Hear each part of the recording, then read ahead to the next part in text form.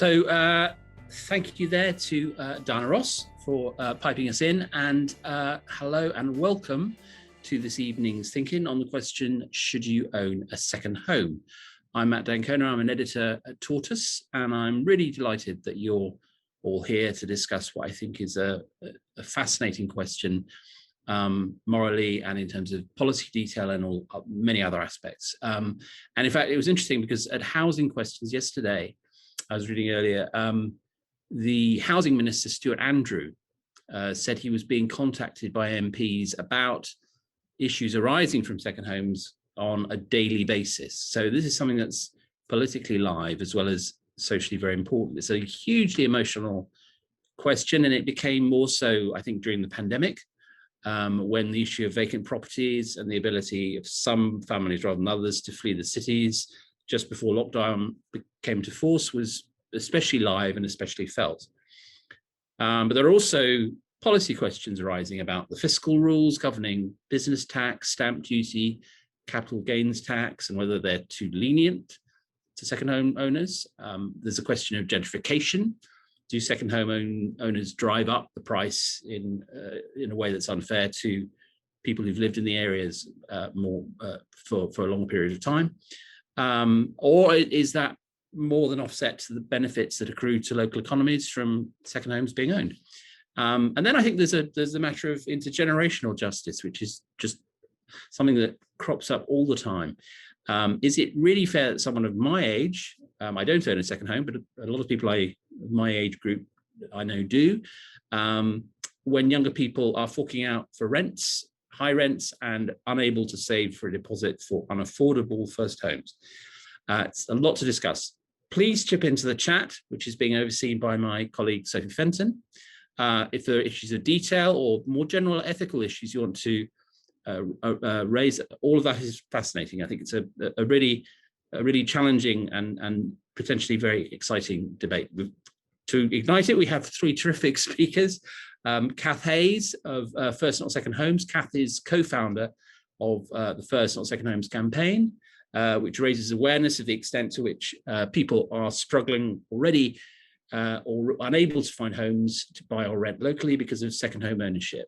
We have Jonathan Rowland, who is one of the most trusted voices in the property world and familiar to many of us from his extensive press, radio and TV appearances.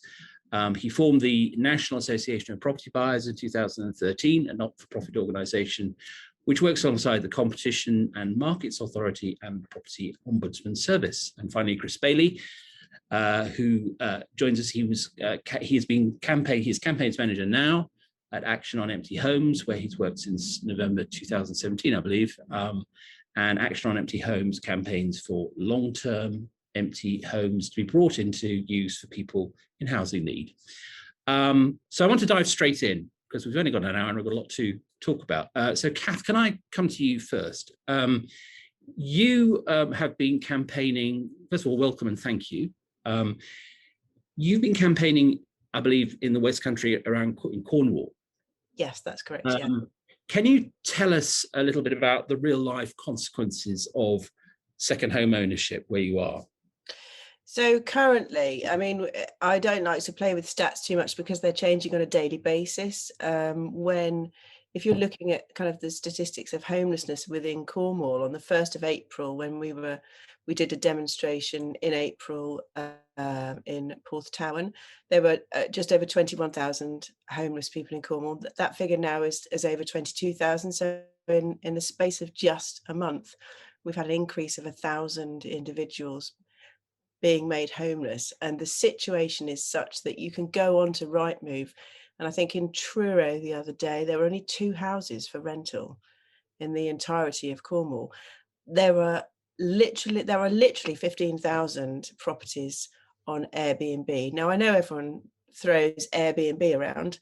It has contributed to the extent of homelessness because it's become very easy for individuals to purchase a property on a short hold tenancy and for people to flip from long-term to short-term tenancies. And so the issue that we've got is there's where people are being priced out, number one, because they don't have the money that somebody, say, moving from London that would have done during the pandemic to work from home has got if they dispose of a property up country. And also then you've got the issue of no, there isn't any properties long-term let, and those properties that are available are becoming more expensive, and it's being driven by individuals owning more than one property and not using them for what housing stock's primary purpose should be, which is to have somebody in first home occupancy, basically.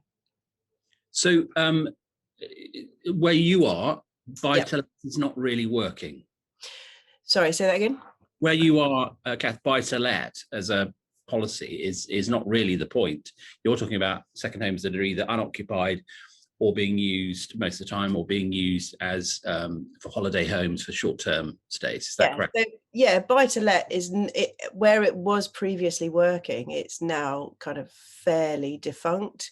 I mean, just for instance, my half brother was one of a set of individuals, 27 individuals that was made homeless a couple of weeks ago. 27 further Section 21s were issued in St Ives. And when you look at the number of properties that are available, that's kind of it's completely untenable that those individuals are going to find somewhere to live. Luckily, Can you explain what a Section 21 is, Kath? So a Section 21 is something called a no-fault eviction. If a landlord requires their property to be returned to them for whatever purpose, they can issue a Section 21 eviction. Now, they don't apply necessarily to every single short-hold tenancy. It has to be a particular type, but it's something that is being used currently for landlords to easily flip from long-term tenancy to short-term tenancy. It was something that Theresa May was talking about repealing. It was supposed to have been timetable to be repealed in October last year. At the same time that it was supposed to have been repealed, we had the notice period reduced from 4 months, which had been reduced from 6 months earlier in the year. It was reduced to just 8 weeks, so that you could receive a Section 21 and then 8 weeks later, you need to remove yourself from the property. And so that was then pushed back to an announcement that was going to be made at the end of January. I had a meeting with Derek Thomas, the local MP for St Ives, late January, and he said, well, we'll see what's going to be said at the end of January. And at the end of January, it was kind of, we'll wait another moment. And it has been addressed now in the Renters Reform Bill, but it's still only a statement as such. And there are people now that they live almost in fear because they don't know whether or not they're going to receive a Section 21.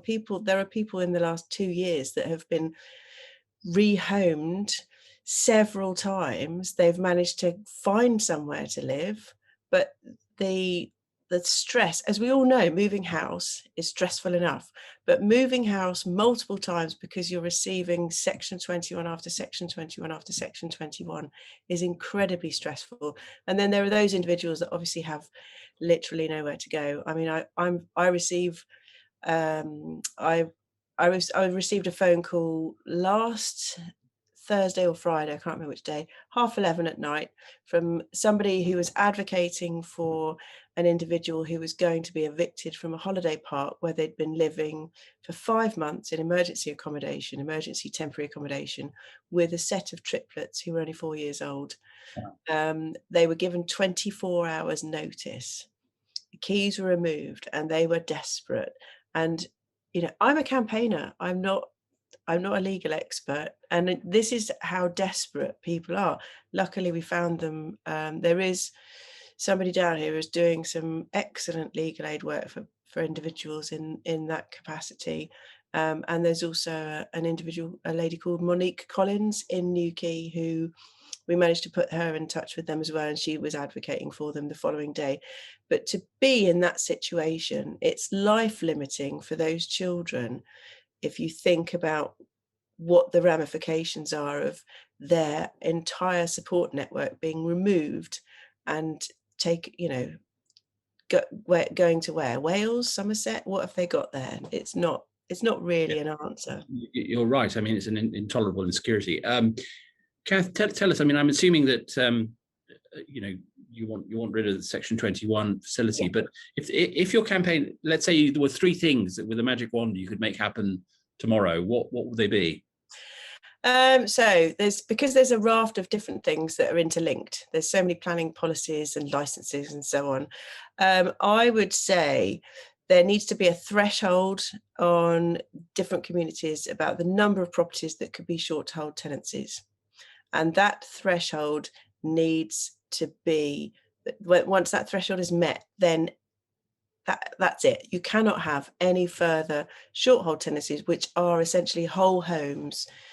So don't get confused. If we talk about Airbnb, and how bad it is, we're talking about whole homes. We're not talking about the original intention, which was for individuals to have a bit of a side hustle to make life affordable, which in Cornwall, being able to rent out a spare room or a shed or whatever it is, that's absolutely fine.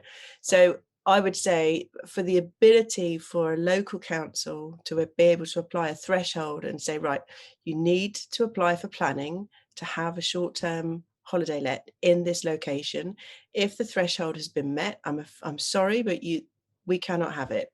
And alongside that, radically, and this, I don't have the answer to how this will be applied, but ideally we would have some kind of compulsory purchase on those properties to bring them back into long-term let. That when that's exceeded, how that's applied, I can't tell you, because I'm not a policymaker at present, and I'm working things out as I go along.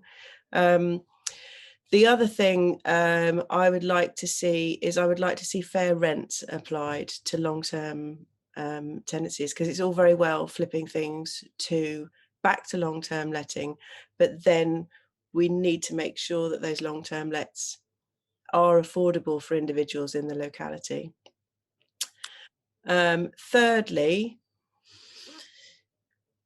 it's difficult to choose between all the different things that potentially. Thirdly, I would like to see some method for assisting people that live and work here locally to get onto that. I don't like the phrase property ladder, because I think it's non-existent. I think the rungs they've disappeared at the bottom of the ladder.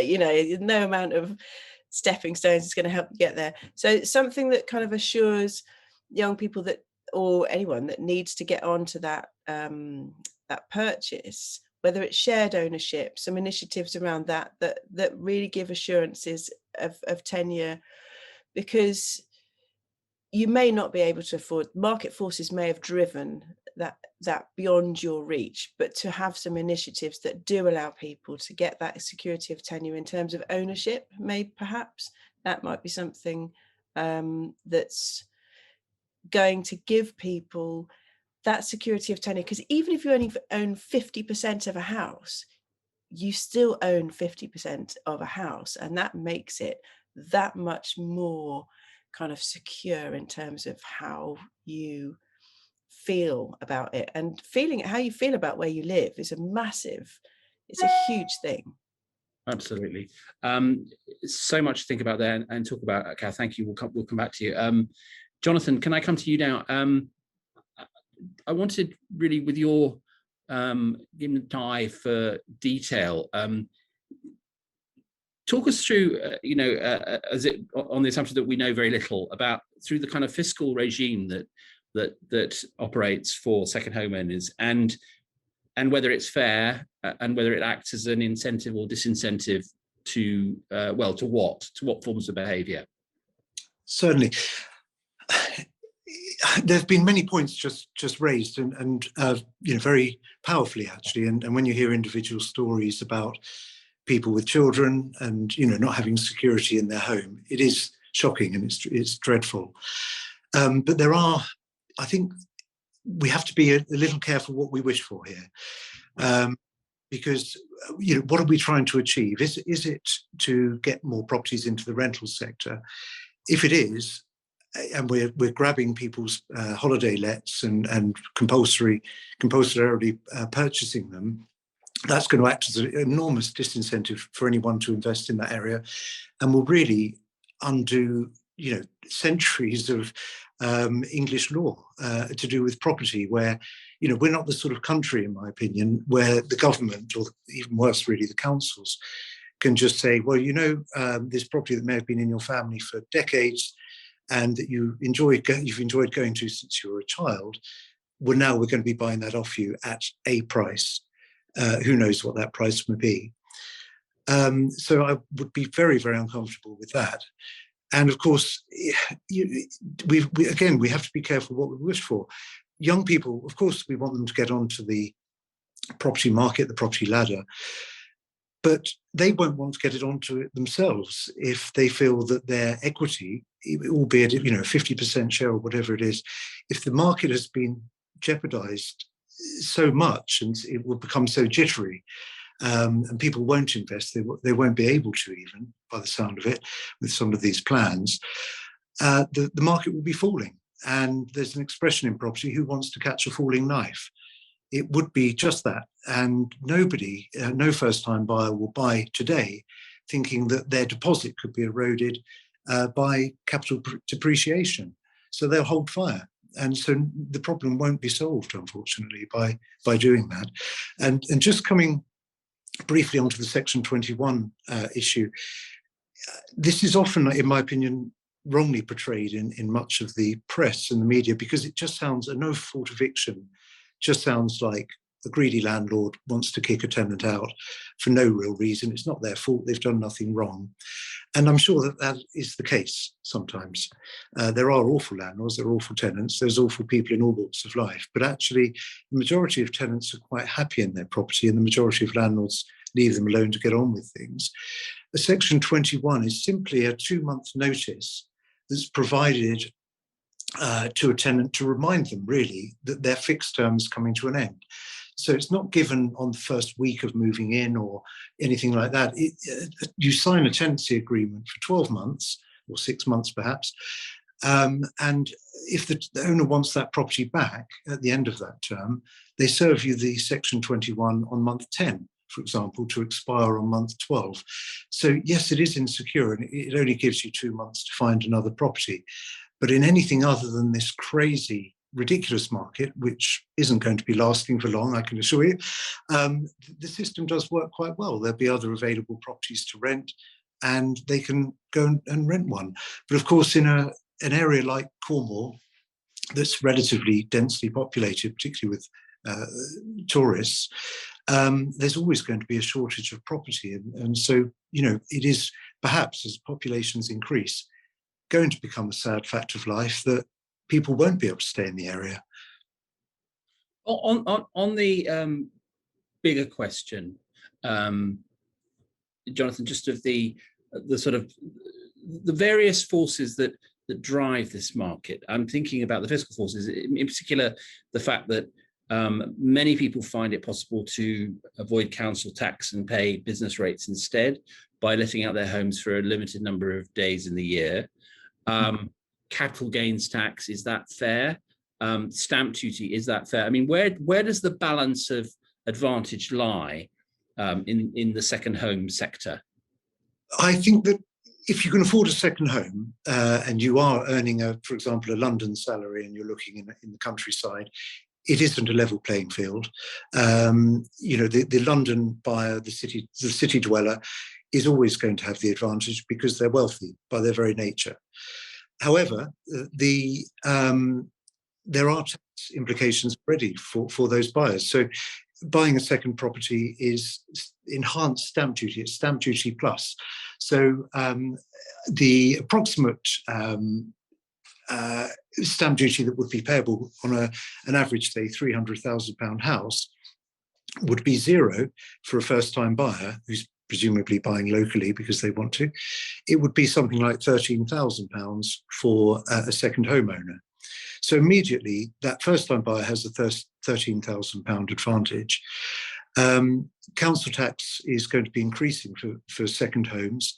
particularly if they're unoccupied. That's been rolled out in this latest Michael Gove proposal, levelling up proposal.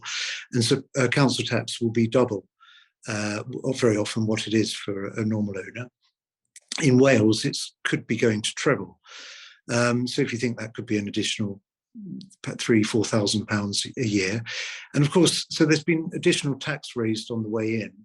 On the way out, when these properties sell, there's a capital gains tax of something around about 28% on the profit that's been made. So the government does very well out of trade in the holiday sector because it's getting stamp duty left, right and centre and capital gains tax. And the local councils should be happy by increasing the council tax. And, I think that a very simple fix that would be almost immediate would be to increase the 3% additional stamp duty that's payable for second property, just increase that to 4 or 5, and increase stamp duty, increase council tax rather, instead of 2 times, make it 3 times. And these would act as big deterrents. People who are, even if they're wealthy, they won't like to waste money for properties that they're not using, and they'll soon come back onto the market. So, Jonathan, I mean, obviously, the big question in all of this is supply, I suppose. Mm-hmm. And one hears different arguments on this. One is that actually there isn't so much a crisis of supply, but a crisis of affordability. I'm not sure whether that makes sense to me, but talk us through the housing supply as it stands at the moment. Are enough houses being built, and if so, if not, what needs to be done? Absolutely. Well, around about 300,000 or 400,000 properties being built or aim to be built. It's not enough, and that's partly because of planning restrictions, a lack of land, NIMBYism. I would say Brexit has had a massive impact because a lot of foreign labour has returned and not been replaced with immigration. We've also had sites being mothballed for years during COVID now, and sites being artificially mothballed by the land companies themselves, whilst prices are increasing. So why build now when you can wait a year and make 20% more money? But I think it's important to think that this is a large problem that's been brewing for some time. But the solutions, that I've heard today already with respect, don't sit very comfortably with me, and I don't think will solve the problem. I think what will is probably some sort of market adjustment that we may well be about to see, where prices find their own level. Freehold prices come down, and therefore rents will come down. People have to find money for utility bills in this cost of living crisis, won't be able to pay as much for rent, and landlords must have the property rented. And so pretty soon rents will have to start to come down as well. Are you thinking that interest rate rises are more or less inevitable given inflationary pressures, and therefore the market will cool down? Is that part of your thinking? We're seeing it already, yes. Can you elaborate on that? Because it's a very important point for people who are on the call are interested in the future of the housing market and prices generally. Because for the last however many years, it's just been an assumption that they are shooting up. Yeah, absolutely. They've been shooting up really for about the last 12 years. Right. And obviously we've seen the spike post-COVID, which was due to in pressures of people having been delayed in their purchases. We also had the stamp duty holiday, which has sort of added more petrol to the fire, and obviously interest rates being so low has led to people. The theory in property is that people will always borrow as much as anyone will lend them, and so because that ratio has become higher, people are just able to pay more and afford more because of the low interest rates I mentioned earlier. And so that's just inflated prices beyond belief. But the cost of living crisis is going to have an effect because lenders are already looking at people's incomes and thinking, well, great, they've put down that they're paying £100 a month for their electricity. Well, actually, that's going to be more like 200 soon. We have to restrict what we're going to lend them. So the underwriting process has become much more stringent, really. It was never easy post credit crunch, but it's become more stringent. And of course, people won't want to borrow as much and increase. Normally people trade upwards in property. They won't want to increase the size of their council tax bill, their insurance, their heating costs, on top of everything else, more than they have to. And so I think nobody has a crystal ball. If anyone tells you they know what's going to happen, honestly, they're lying. No, sure. But I think it's really, we're on the crest. And is it a slow descent, a managed descent, or is it a crash, a free fall, which I know a lot of people are hoping for? At the moment, it's looking like a slowdown and a managed, calm descent. But we are at the peak now, I would say. Thank you so much, Jonathan. We'll surely come back to you. Chris, can I come to you and kind of shamelessly pick your brains on the whole question of empty homes, and first of all, can you define for us what a long-term empty home is? I mean, presumably that is a definable term. Oh, you're on mute, I think. Still on mute. Unmuted now? Yeah. Right, okay. I'd make a distinction really between homes that are empty or not in primary residential use and homes that are being rented out long term. I mean, there was a bit of a discussion in the chat by someone who was saying about this. And I think most people, people will debate the price of long term rentals and the impact of supply on that, second homes, et cetera. But I mean, certainly as far as we're concerned, we're focusing on the ones that are long term empty, and a long term empty home is defined at the moment by the government as something that's at least 6 months unutilized. But that 6 months will usually come after another period of emptiness, because there are what people don't realise is people say, oh, there's only 250,000 empty homes in the country. There's actually about 1 million empty homes in the country. I mean, to start with, there's another 250,000 or so that are covered by statutory exemption categories. I mean, there's 110,000 homes in the country at the moment that are classified as homes that are empty because of the owner's death. And it's a chilling statistic, actually, that pre-pandemic, that number rolled along with about 89,000 a year, and it's now been 110,000 for a couple of years. So I think that tells us something. Yeah.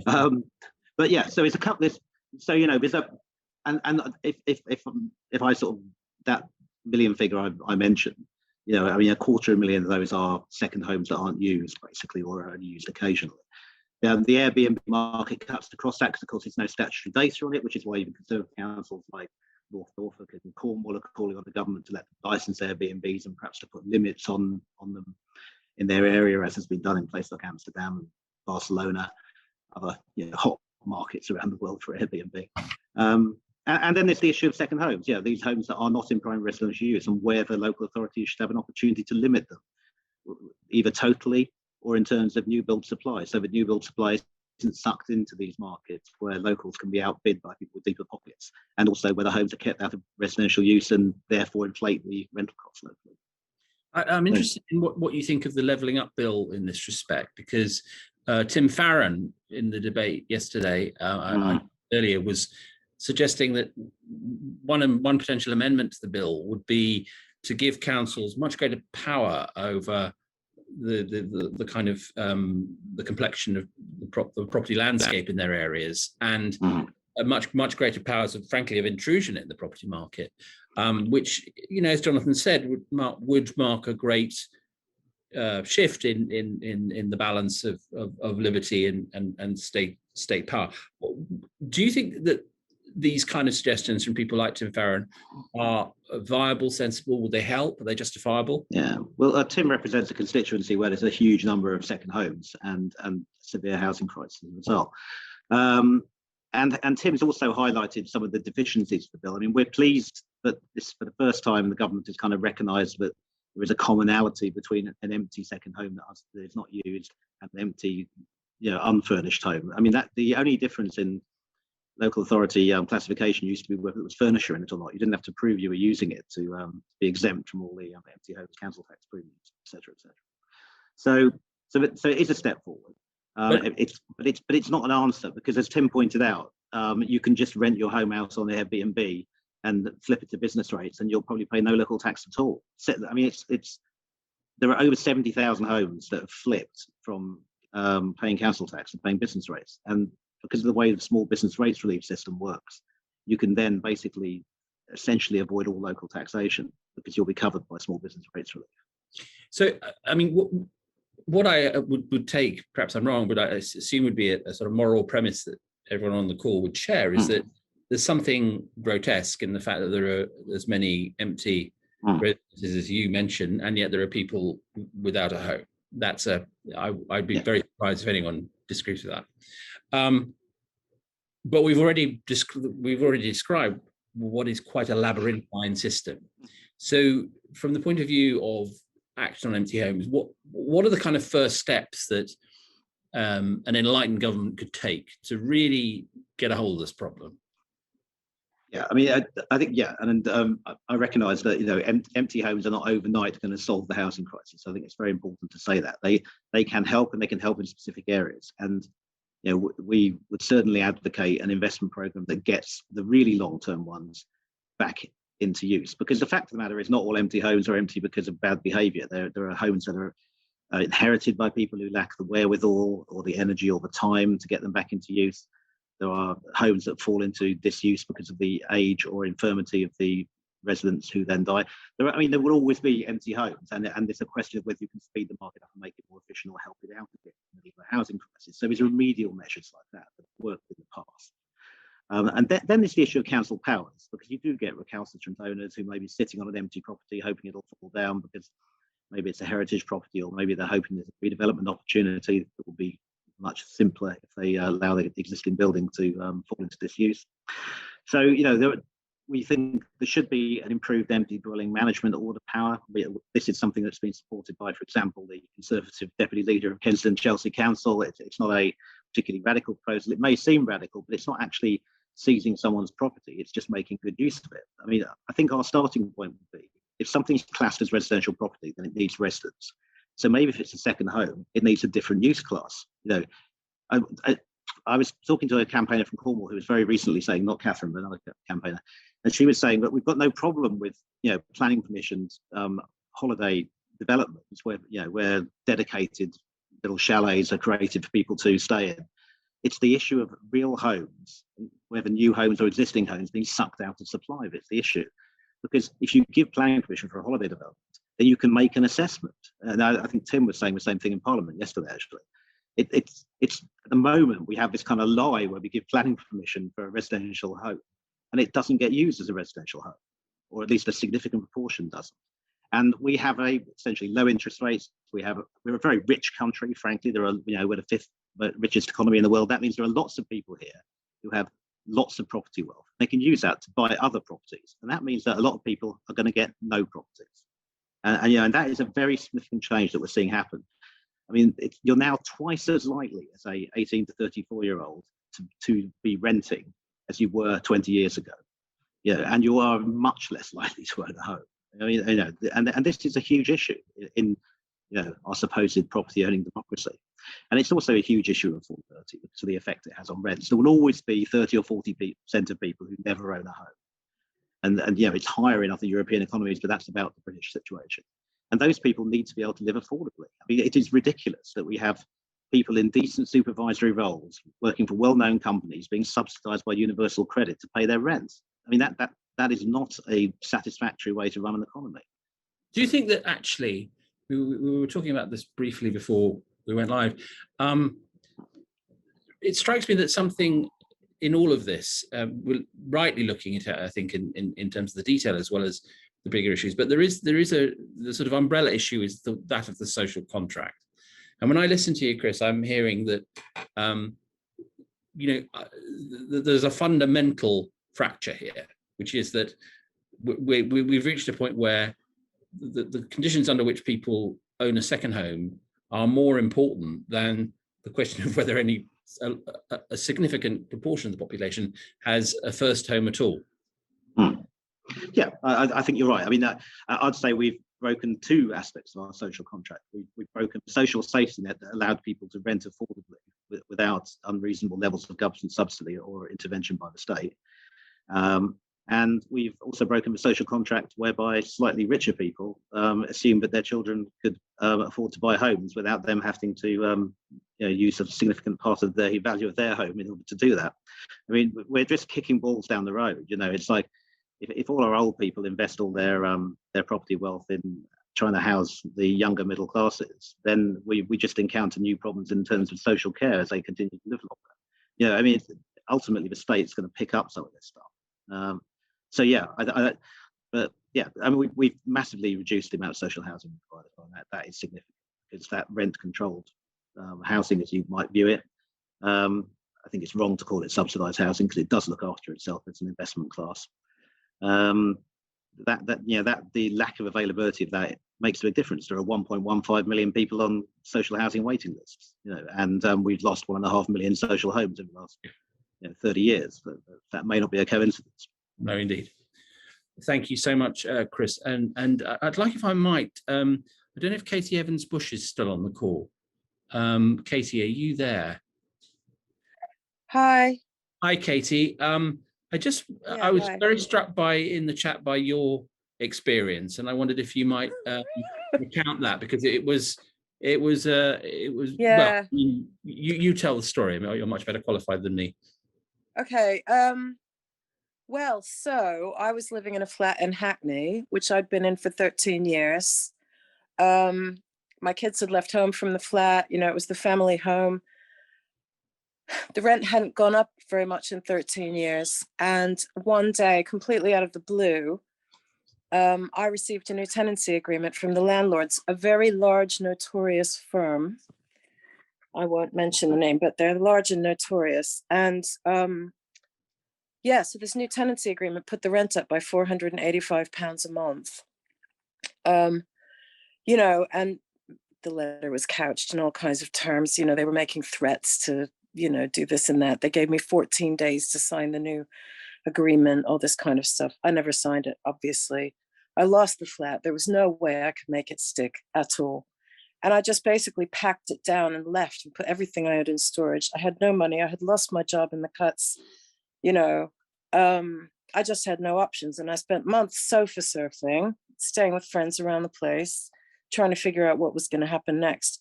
And then I was offered a place to stay, very ad hoc, informal, temporary, by some local friends, a little older than me. They've inherited money that they've bought properties with. They've got a couple of empty properties. And I was invited to go and stay in one of their empty properties, which, it all felt a bit strange at the time, but it did enable me to kind of sit tight for a while and just work out what I was going to do next. I'm now, and that was well outside London. I'm now in a little market town in Kent, 50 miles from, I've lived in London since I was 19. And so I'm in this little flat. The rent here is not much more than what I used to charge for my daughter's old room. But it's gone up by £50 in the last 3 years since I rented it. And, prices are rising here. So I'm, you can feel the tide beginning to lap your ankles. And they're hardly ever in that second home. I mean, they've got another one somewhere else as well, So I just thought it was an interesting confluence of, things, really. And presumably, I mean, without wishing to pry, that sort of experience must have quite an impact upon your general well-being. Oh, you could say that. I'm 50 miles away from, I arrived in this town not knowing a single person as a kind of beleaguered freelancer. I managed to keep some work going in friends' dining rooms, when I was living out of a suitcase, my laptop and me, inseparable. But it's been very, very difficult. Very, very difficult. I never thought I would leave London, but also I was very naive about what it meant to be renting a flat because they had never particularly hassled me in 13 years. I thought I was good. And I had all these kind of bits of outdated knowledge in my head from when I was a child about sitting, or not even just a child, sitting tenant, people who I'd grown up among who rented their apartments in New York, let's say, a friend of mine bought a freehold on her house where her flat was, and there was a sitting tenant in the middle in Muswell Hill. She had to wait for that woman to move out. I didn't realize there's no such thing as a sitting tenant anymore. And, this whole short hold tenancy thing means there's no such thing as a proper long-term tenancy for a person who just needs a home to live in. It doesn't exist anymore. And actually, I had panic attacks for months and months after moving into this little flat, thinking, what have I done? I've taken all my things out of storage. I own too many things. I have no right to own anything because I might need to pack it up at a moment's notice. I have no savings. I wouldn't be able to afford another moving van. I funded the first one with a crowdfunder. You can imagine, I raised a crowdfunder to put the money together to be able to go homeless without losing everything I own. I sold 1,000 books, sold or got rid of or dumped or gave away, over 1,000 books, as well as everything else, half my furniture, and I'm here, and nobody's giving me a hard time, but the rent is going up, and it will do anywhere I go. People are saying, why don't you go here? Why don't you go there? Well, at least in a sleepy little town, the rent's not going to go up as much. But this thing is going to dog me for the rest of my life now. Well, we wish you well, and thank you for telling us about that, because I always think that that it's very important to humanize these potentially abstract discussions. Can we go to Charlotte, who's been very active in the chat? I don't know if you're there, Charlotte. Hello. Yeah. Hi, Charlotte. You've had a lot to say, and again, I don't want to paraphrase it. Tell us your take on this rather complex but issue. I think it's sort of like, if we're just talking about short-term lets rather than longer-term lets, it's obviously slightly different. I think that there's a massive, I'm totally hypocritical because I do have a second property, which is long-term let out, which was a sort of accidental acquisition. And the reason I've had it is only in a way because financially, in terms of what was advantageous investment, the options were limited for me. It happened by accident because it was where I lived, and then I moved away, and then I just never sold it, kind of thing. But I'm self-employed. I don't get employer contributions on pensions. Financially, actually, certainly in the past, property offered as reliable a way of saving long-term as anything else.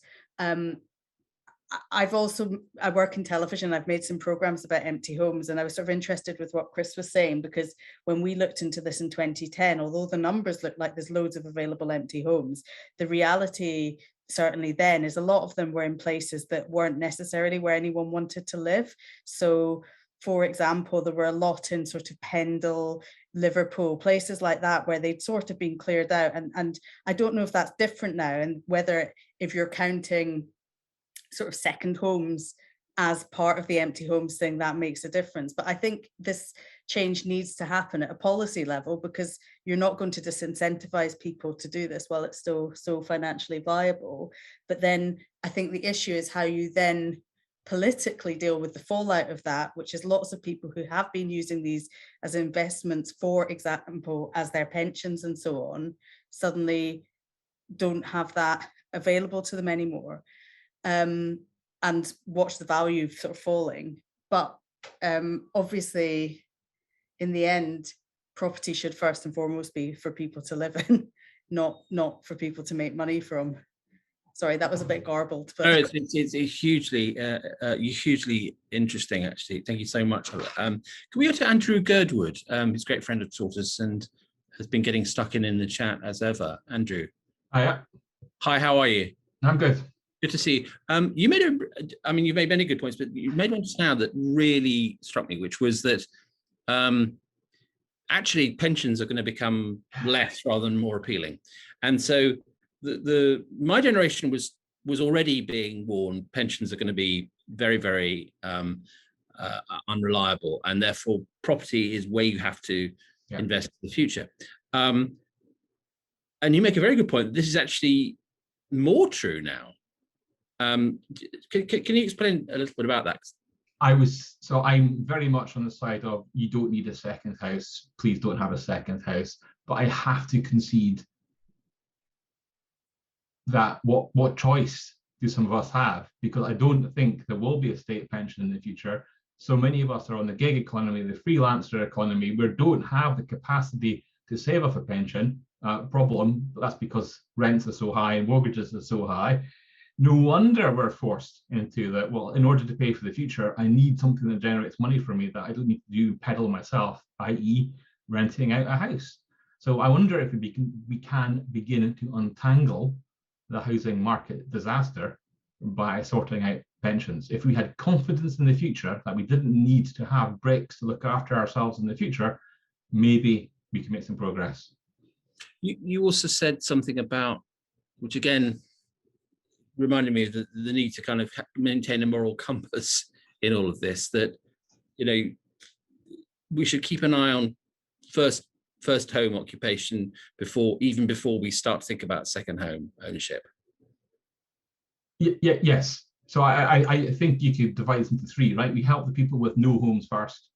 Then we look after the people with one home, because we're all entitled to have a home, right? It'd be great if we were confidence that one house, let me invest in the one house I have, right? That is the boon for everybody. I can invest in the area. Some of the arguments I've heard in favour of second homes here have been couched in the phrase of, invest in the area. I will invest in the area if I was confident I get to keep my home.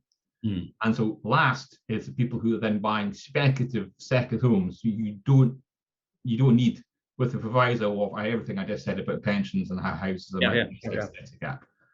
So yeah, moral compass, look after people, get them onto the housing property market sensibly and securely, and I think we'll all benefit. I think it's one of those. And also stop cheating affordable housing.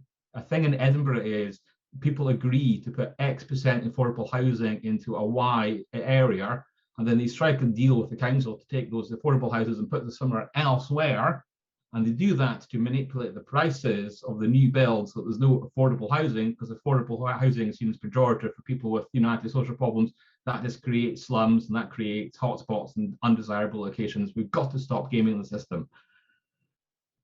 No, absolutely. Thanks so much, Andrew. Can I come to my colleague Phoebe Davis? Because Phoebe, I think you've got some skin in this game in a familial sense, and some experience. Yes.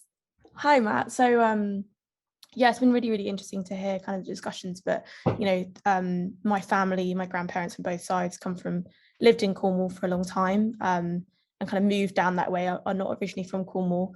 And one set, my dad's parents were living in Padstow. They lived there because my great grandmother lived there in a bungalow, so right by the estuary, if you know Padstow, so a very nice view. But kind of slowly over time, it became clear that it was just not viable for them to be living in the area. There's only one supermarket, and rather than providing kind of more space and more availability of basic things like shops, the kind of basic services you require, what happened was kind of boutique shops kind of turned up, high-end food stores. Rick Stein obviously is a controversial figure but at the same time as those kind of shops picked up, and they also noticed that for example in summer that there wouldn't be enough food in stores. It was impossible to kind of get deliveries, and that's all great things for the local tourism, but for a lot of the time it meant that her friends and that kind of community that they built up, like even the local pubs increasing the prices over the summer for a pint to just have with their friends.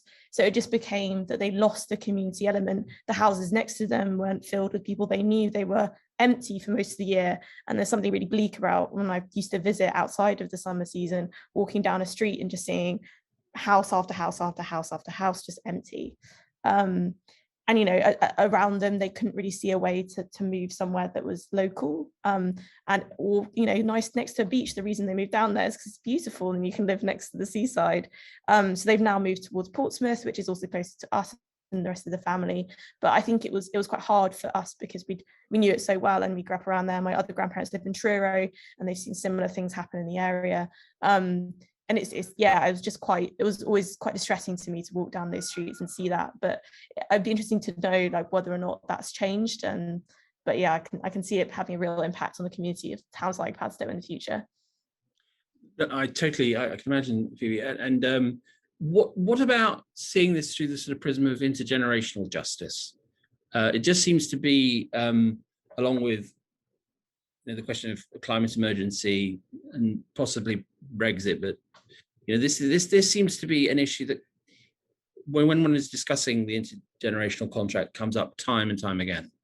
Well, I mean, I just don't see a way that I could ever currently own a property. It just seems a completely non-viable option, let alone two. But I think it was an intergenerational issue. It kind of led to conversations between me and my grandparents about what it was to buy a property, to have a property, to have that community.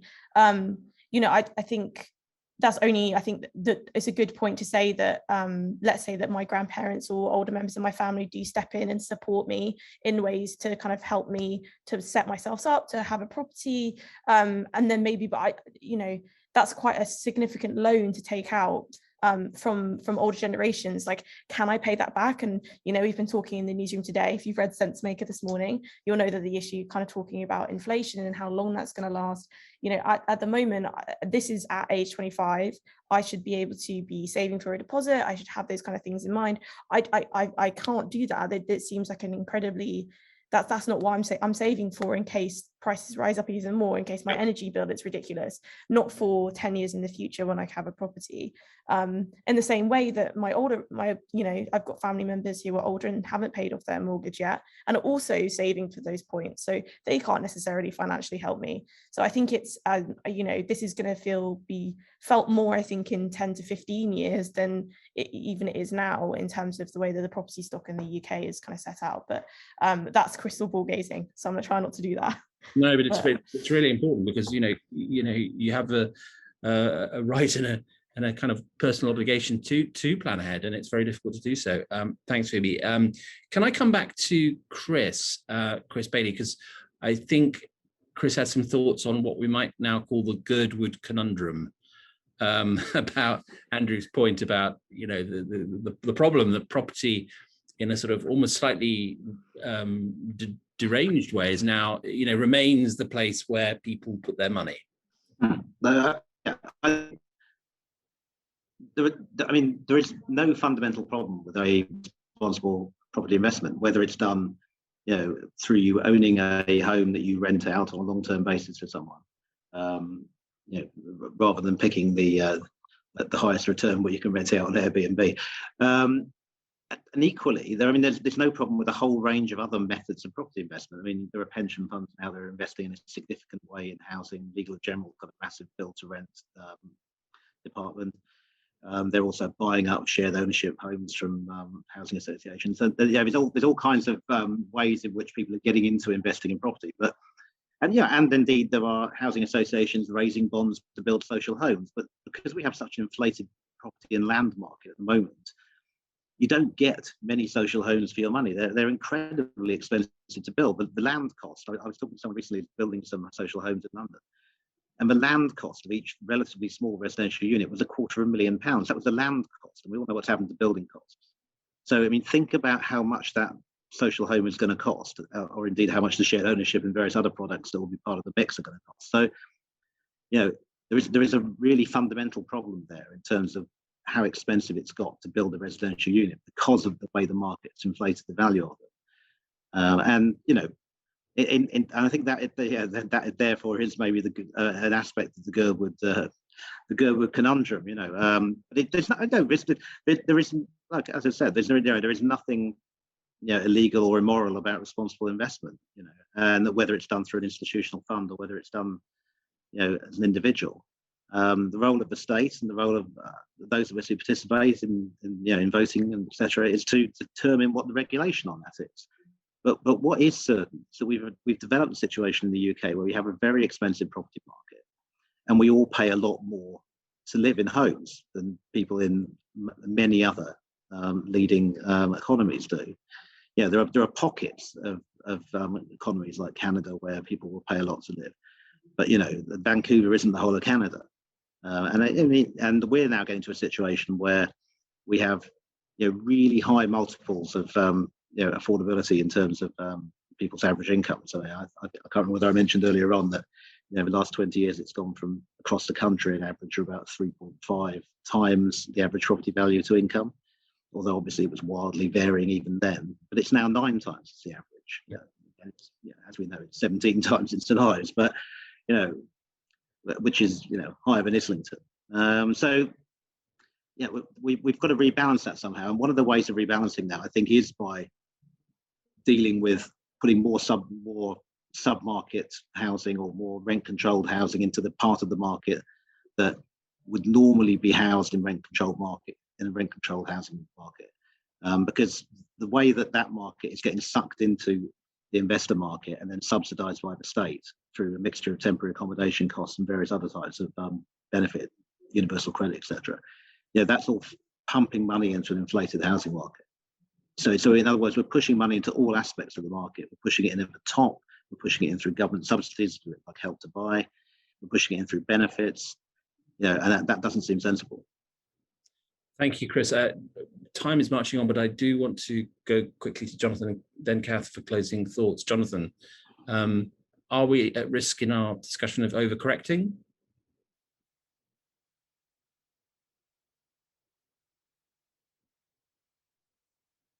Okay, sorry, you can hear me. Can you? Sorry. Yes, I can. Yes, absolutely. Could you repeat the question? I was just, in all the things that we're discussing, is there a danger of overcorrection? Just some closing thoughts, really. Yes, I think. Well, I think this next 3 to 6 months is going to be crucial for the market, and some of these arguments in a fairly short time could seem quite out of date, I suspect, because we are starting to see landlords exiting the market already. So there could be a shortage of supply in the rental market, but an increase in the sales market, and things should ease off quite a bit there. And I think we need to fundamentally think really about rights. Is it a human right or a social right to be able to have a property? I would say that yes, it is. Everyone should have the right to a home. Is it a right that I should be able to own that property? Well, I think we should be able to aspire to it, but it's not necessarily going to be something that everyone wants or is able to do. And then we have to think, well, are those people who own a property, is it a right that they are able to buy in any area of the UK that they wish? And I don't think that that's feasible. I think that, I would love to have a property in central London, in Belgravia or whatever, but I'm not going to. And I think that sometimes we just have to realise that we are in a connective society now with the internet. We can work anywhere, as Katie Evans-Bush said. She's able to work from anywhere, wherever she's located. And unfortunately, we are going to have to find that we have to go where we can afford to live in a home that we like. It sounds quite brutal, but I think that is the harsh reality of it.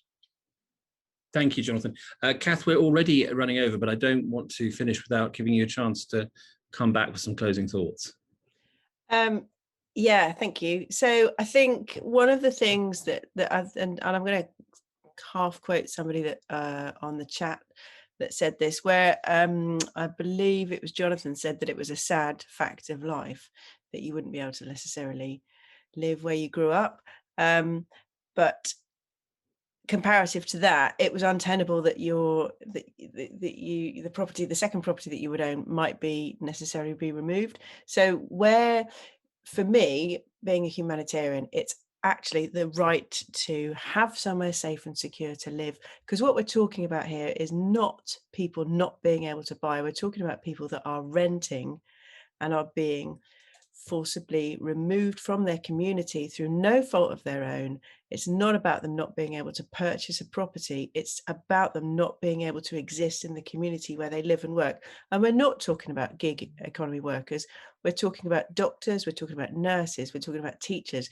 Traditionally, those kind of individuals that would have been able to secure a property, whether it's rented or as a purchase, those individuals are now not able to remain in Cornwall, in the Duchy. And so we are thinking more really about, are we looking at protecting the rights of individuals to have somewhere safe and secure to live? Are we going to be bold enough to really examine what we hold to be important in this country? Is it around protecting investment and the the wealthier kind of proportion of our society, or is it about actually saying, do you know what, we've got it wrong. We've got it wrong for centuries. We're existing in a feudal system that's come about from something like the 11th century. The word landlord says it all. It comes from the feudal system. We're still living in that system currently. If we're protecting the rich and saying, I'm sorry, but the peasants have to move, that's what we're living with. So I do respectfully, I appreciate that Jonathan has a huge understanding of market forces that I do not, but I do respectfully disagree with the line of argument that says we must allow those individuals that can afford to do what they want. Thank you, Kath. Well, very briefly, because I've overrun already. I've learned a huge amount in the last hour or so, and one of the principal thing I've learned is that there are really two entirely different ways of understanding this issue. One is in terms of very granular policy detail, ranging from the points Kath made about Section 21, the argument Jonathan made about the problems associated with forced purchase,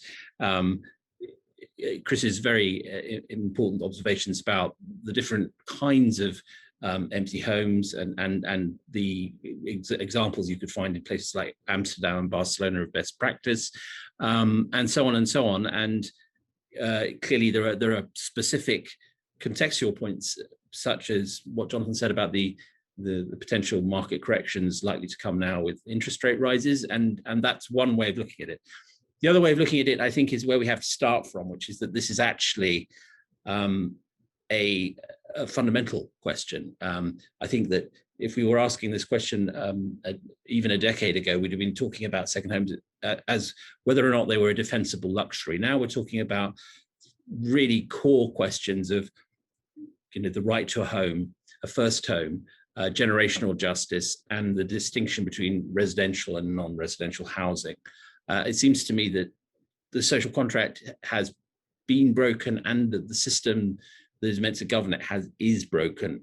And the question remains, as we watch the legislation going through the House and in a very politically feverish and also an economically volatile context, is going to be fascinating to watch. And I'm going to now, with fresh eyes, look at it and keep a close eye on it. Thank you all very much for coming. Special thanks to Kath, Jonathan, and Chris for being such fantastic speakers. Enjoy the rest of your evening, and if you haven't signed up to Sensemaker, please do so. See you again at our next ThinkIn. Have a great evening.